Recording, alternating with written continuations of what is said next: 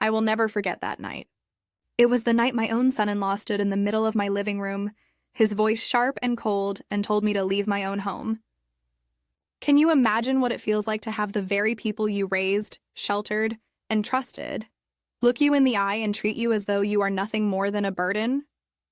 The words cut deeper than any knife, and I swear, for a moment, I couldn't breathe. The house was quiet that evening, too quiet, the kind of quiet that makes your skin prickle. I sat in my armchair, the same armchair my late husband bought for me on our 20th anniversary. I still remember how he smiled as he brought it home, saying, "This is where you'll grow old, love. This is where you'll watch our grandchildren play." That chair had held me through birthdays, funerals, holidays, and now it was holding me as my son-in-law glared at me with contempt. He stood with a stack of papers in his hand, waving them as if they were sacred texts. "Sign them, Mother," he said flatly. "It's time you stop clinging to the past. This house is too much for you." I looked at him, then at my daughter, who sat silently on the couch beside him, her eyes downcast. My heart sank. I wanted her to defend me, to say something, anything, but she didn't. Instead, she folded her hands in her lap like a guilty child. "Sign them," he repeated, this time louder. The sound of his voice echoed off the walls I had painted with my own hands, the walls that carried the laughter of my children when they were small. I felt my throat tighten. "This is my home," I whispered.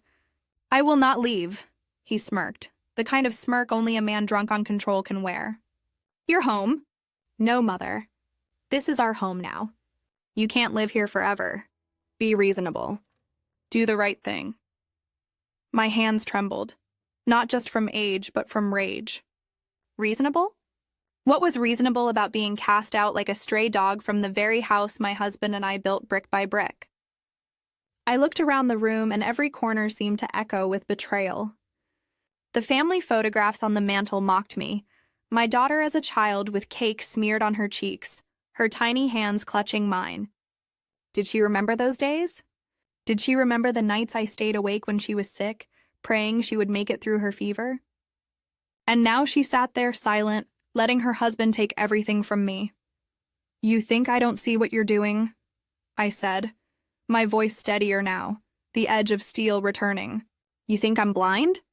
You want my house. You want me gone." His eyes narrowed, and for a moment I saw something feral in them. "You're old. You can't keep this place up. Stop being selfish." The word rang in my ears.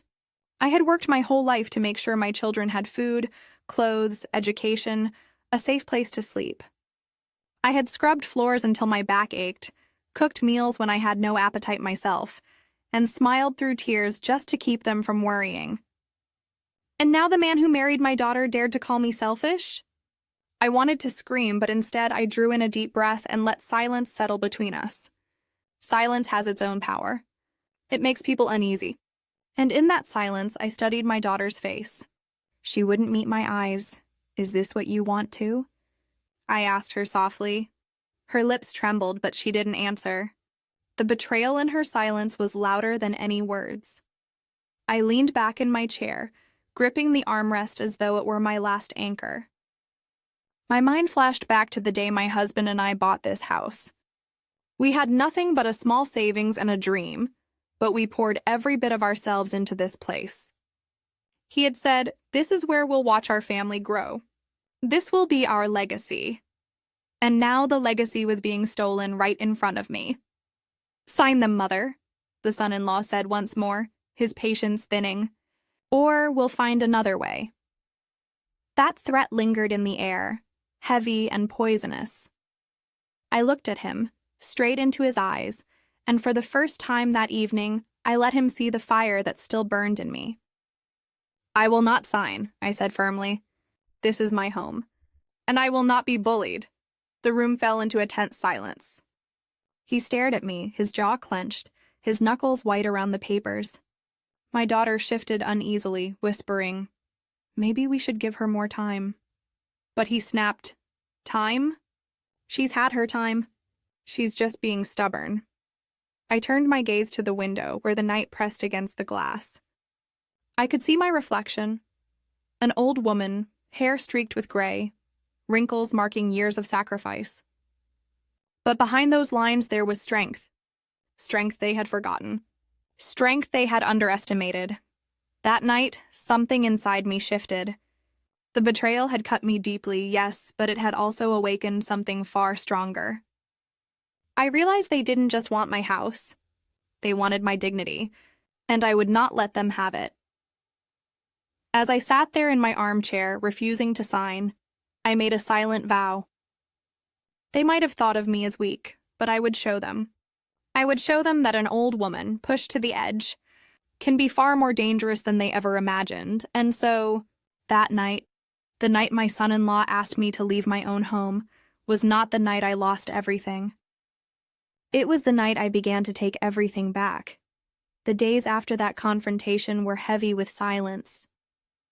My son-in-law walked through my house as though it already belonged to him, his footsteps loud, deliberate, like the stomping of ownership. My daughter followed him, quieter, but her silence was just as cruel. I realized then that betrayal doesn't always come with shouting. Sometimes it comes with quiet compliance, with the kind of silence that screams louder than words.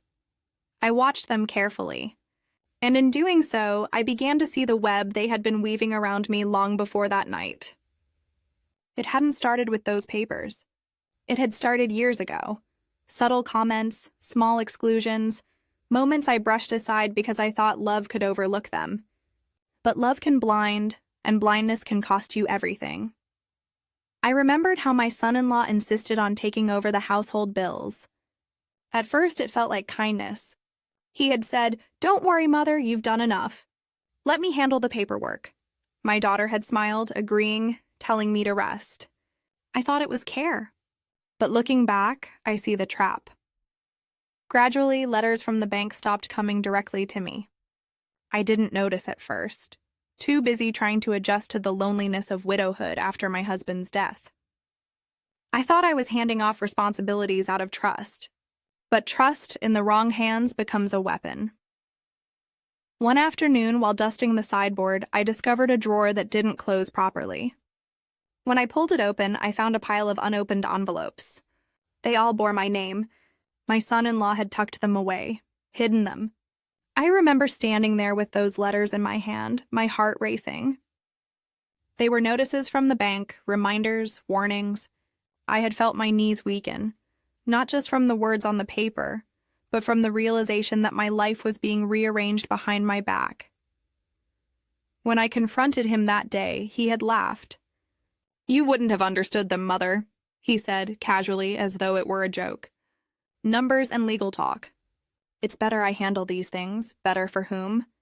Certainly not for me, but the manipulation didn't stop with papers and money. It was everywhere. I began to notice how family gatherings shifted. I was no longer at the center, no longer the host. My daughter's husband always found a way to dominate conversations, to talk over me, to mock my old ways. Once, during a holiday dinner, I had begun telling a story about how my late husband and I celebrated our first Christmas in this very house. It was a story my grandchildren had never heard. But halfway through, my son-in-law cut me off. "Times were different then," he said dismissively. "Back when people didn't even know how to invest or build real wealth." We've moved on, haven't we? The table had gone silent. My daughter didn't defend me. She only lowered her eyes to her plate. My grandchildren laughed awkwardly, not knowing whether to follow their father's lead or mine. I sat there, my chest heavy, my words silenced. Humiliation had become a pattern. My opinions were mocked, my presence ignored. Slowly, they had pushed me to the corner of my own life. And I had let them. I told myself it wasn't worth fighting over small things. I told myself love meant sacrifice. But now I saw clearly every moment of silence, every ignored insult, had been a stone laid in the foundation of the trap they were building. The night after he had demanded my signature, I lay awake, staring at the ceiling. I thought of my husband, of his voice, of how he used to say, "Dignity is worth more than gold, love. Never let anyone take it from you." Tears slid down my face, but beneath the tears was a new kind of fire.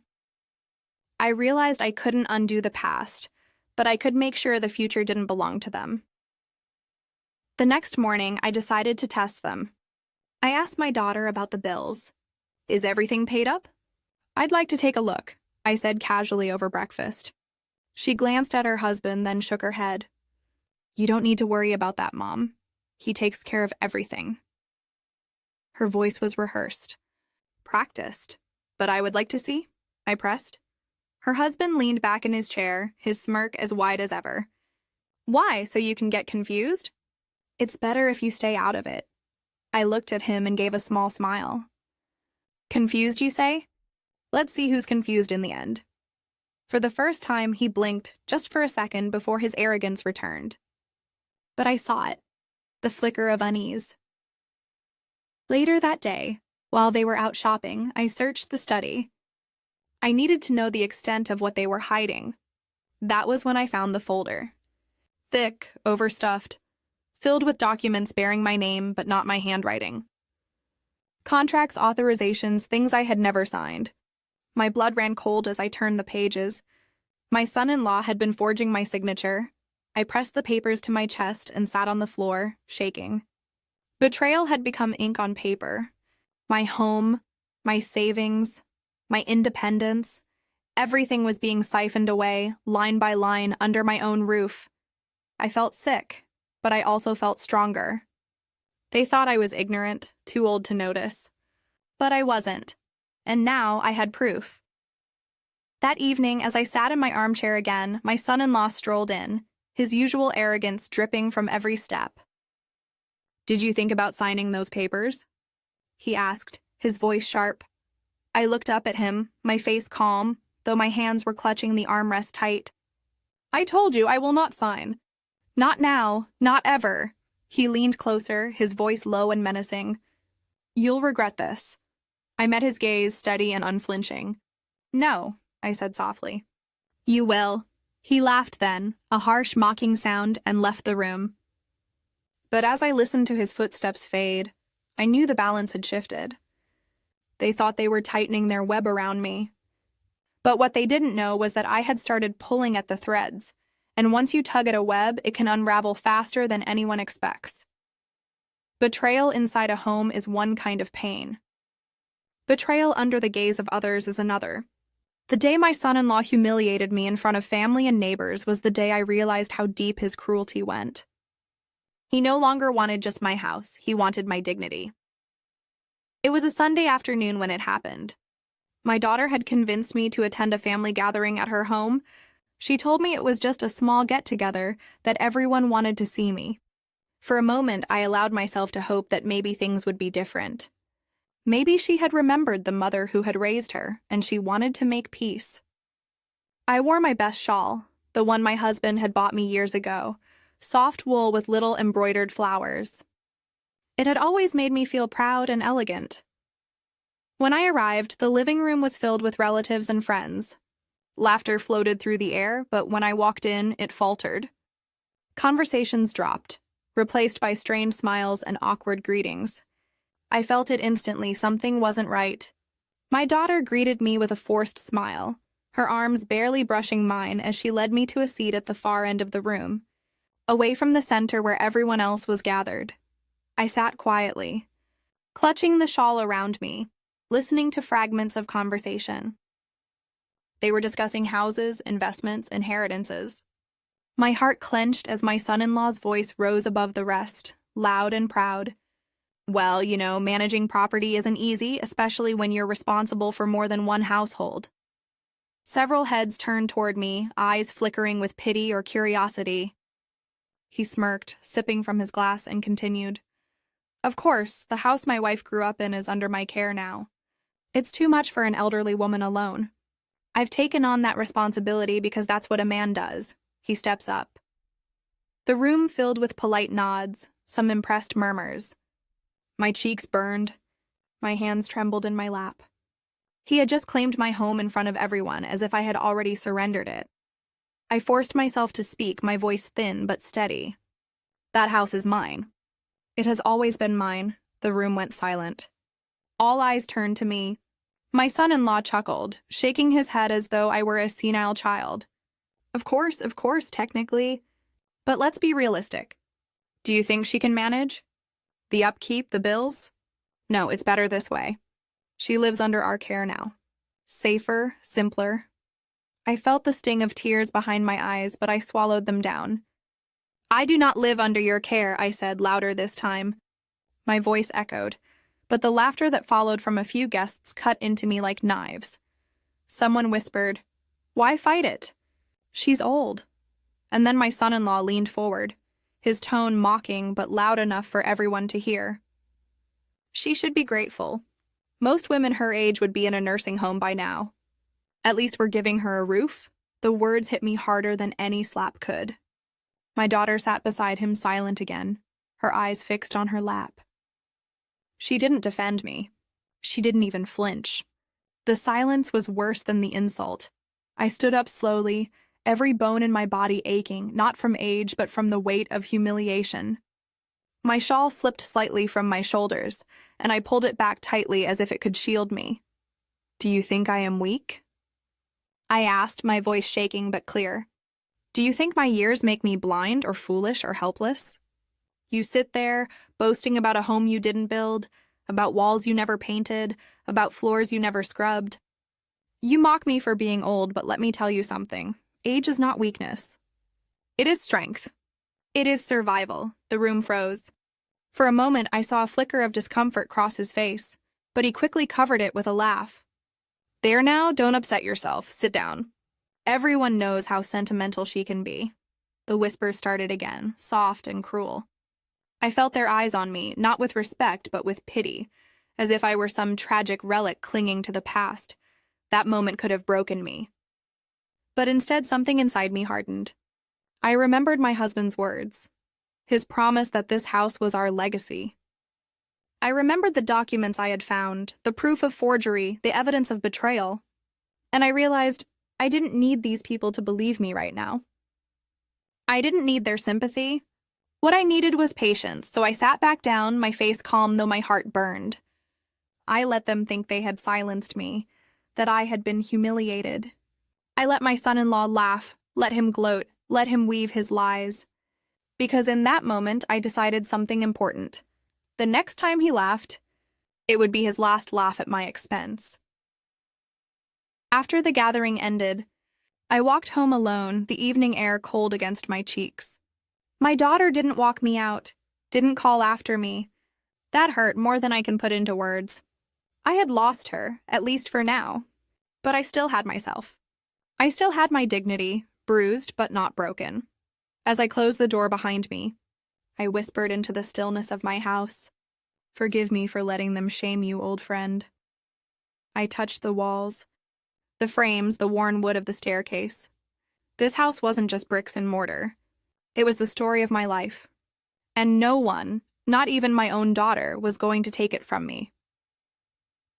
That night, I lay awake again, but this time, my tears turned into something sharper. I thought about the forged documents, the hidden letters, the lies. And I thought about how small victories are won not in the open, but in silence, in planning, in patience. They had humiliated me in public. But soon I would humiliate them with the truth, and that truth was coming closer every day. After that night of humiliation, I realized something important. If I wanted justice, I could no longer rely on my daughter, nor on the sympathy of others. I had to rely on myself, on the strength that had carried me through decades of hardship. But strength alone wouldn't be enough. I needed proof. I needed truth. And I needed someone who could help me wield it. For days, I searched quietly through my home when my son-in-law wasn't watching. Every drawer, every file, every box tucked away in the attic. My husband had always been meticulous about documents, about papers, about ensuring things were in order. Somewhere I knew there had to be something he left behind. A man like him would not leave me unprotected. And then, one rainy afternoon, while sorting through an old wooden chest in the attic, I found it. Tucked inside a plain brown envelope, wrapped in cloth to keep it safe from dust, was his will. My hands shook as I unfolded the brittle pages. His handwriting, neat and steady, filled the lines. And as my eyes moved across the words, my chest tightened, not with grief this time, but with relief, with vindication. He had left everything to me. The house, the savings, the land, it was all in my name, secured with the force of law. He had even written a line that brought tears to my eyes. "This home is for my wife, to live in for as long as she wishes. It cannot be sold, transferred, or claimed by anyone else without her consent." I pressed the paper to my chest, whispering his name. In that moment, I felt him near me, as though he had been watching all along, waiting for me to find his gift of protection. But my relief quickly hardened into anger, because now I understood the full scope of my son-in-law's betrayal. He knew.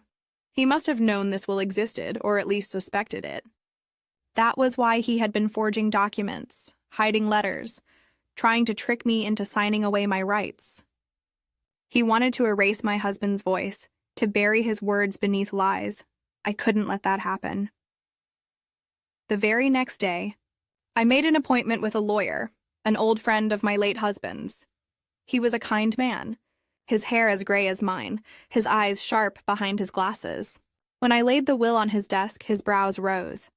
He read it carefully, nodding. "This document is ironclad," he said firmly. "They cannot touch your house, not legally. What they've been doing, pressuring you, forging your signature, it's fraud. And it's punishable. Punishable." The word lingered like a balm on my wounded heart. I sat in his office for hours, listening as he explained my rights, my protections, the next steps I could take. Every word felt like a piece of my dignity being restored. When I left, clutching the will safely in my bag, I walked with my head higher than it had been in months. But I didn't stop there. Justice is stronger when it has witnesses. And as fate would have it, I found one. It was Mrs. Patel, my neighbor from across the street. A gentle woman, always tending her garden, always quick with a kind smile. She had seen me struggling with groceries once and offered her help. That day, I decided to stop by her gate. She welcomed me warmly, and as we sipped tea together, I let my guard down. I told her what was happening, the demands, the humiliation, the forged papers. Her eyes widened, and then narrowed with outrage. "I knew something was wrong," she said fiercely. "I saw him, your son-in-law. He was at the mailbox weeks ago, rifling through letters.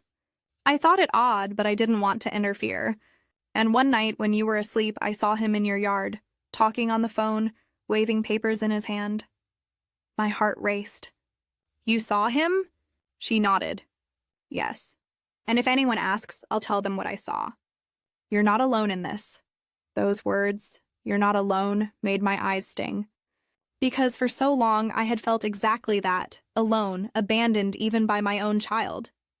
But here was someone who believed me, who had witnessed the cracks in his mask. "Thank you," I whispered, squeezing her hand. She smiled sadly.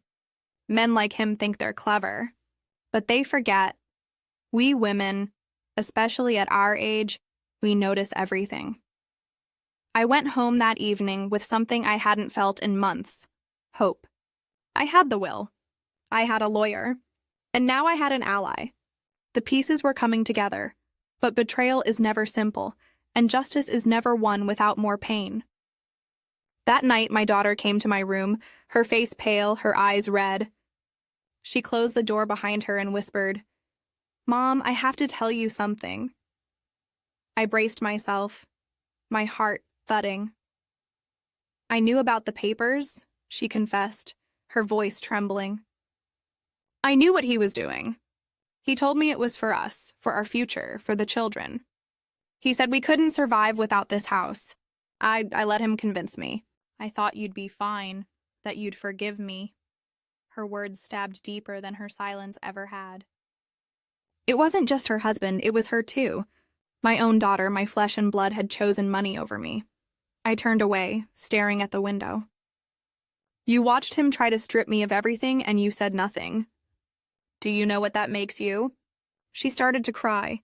"Please, Mom, I didn't mean—" I cut her off, my voice cold. It makes you worse than him, because I expected betrayal from him, but not from you. She broke down, sobbing, but I felt nothing but a hollow ache. For the first time, I saw her clearly, not as my little girl, not as the daughter I had cradled and comforted, but as a woman who had chosen her loyalty elsewhere.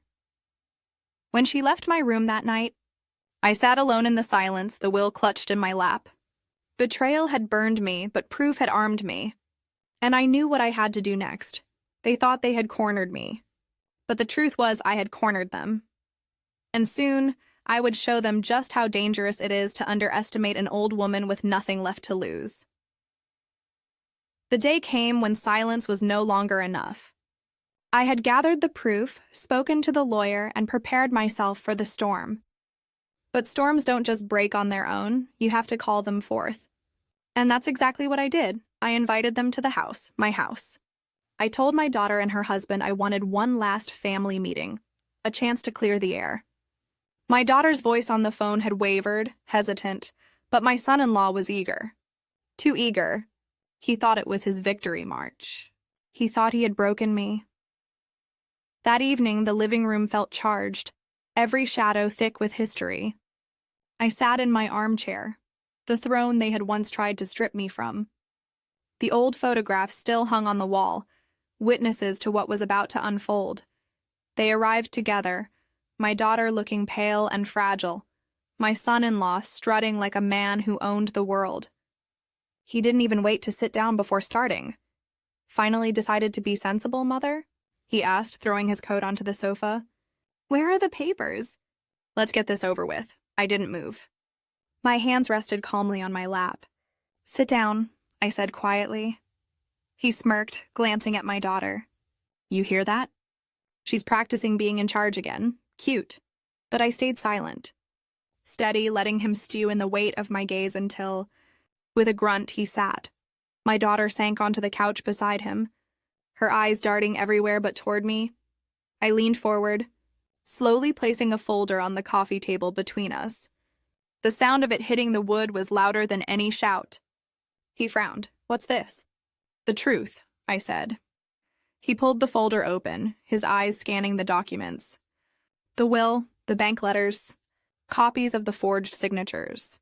His smirk faltered. My daughter gasped softly, pressing her hand to her mouth. I let the silence grow heavy before I spoke. You thought you were clever. You thought an old woman wouldn't notice, wouldn't fight back. But you forgot one thing. This house was built on the blood and sweat of people stronger than you will ever be. My husband left it to me in his own hand, protected by law. And here's the proof. His jaw tightened. These mean nothing. Paper can be forged. Words can be twisted. I leaned back, my eyes never leaving his. Perhaps, but the courts will think differently. My lawyer has already seen everything, and Mrs. Patel, our neighbor, is ready to testify about the night you rifled through my mailbox and waved forged papers around like trophies. Would you like me to call her now? For the first time, real fear flickered in his eyes. He opened his mouth, but no words came out. My daughter whispered, her voice trembling. Is this true? He snapped at her, shut up! But the damage was already done.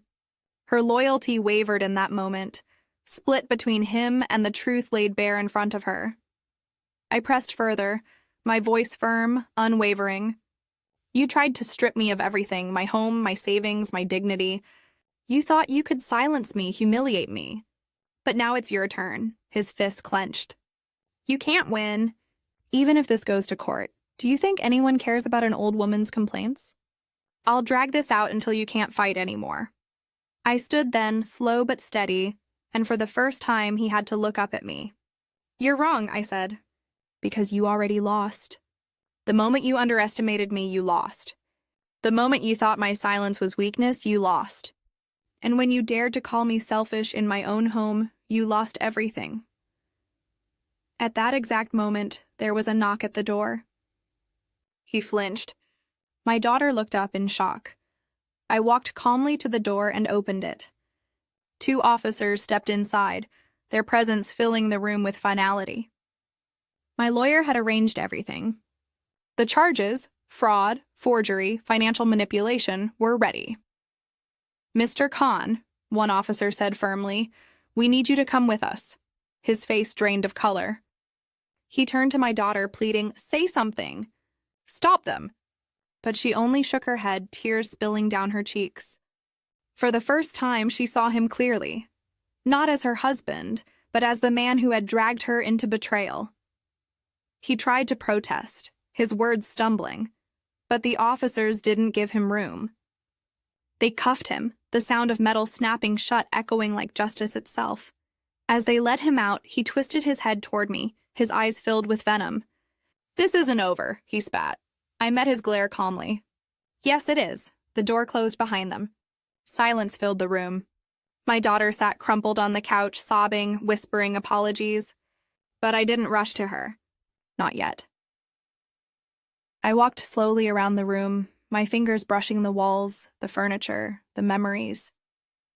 This was my house, my sanctuary, and tonight I had reclaimed it. Finally, I turned back to her. My voice was soft but sharp with truth. "You chose him over me. You chose greed over blood. And though I protected this house, I cannot protect what you've broken inside yourself. That is for you to live with."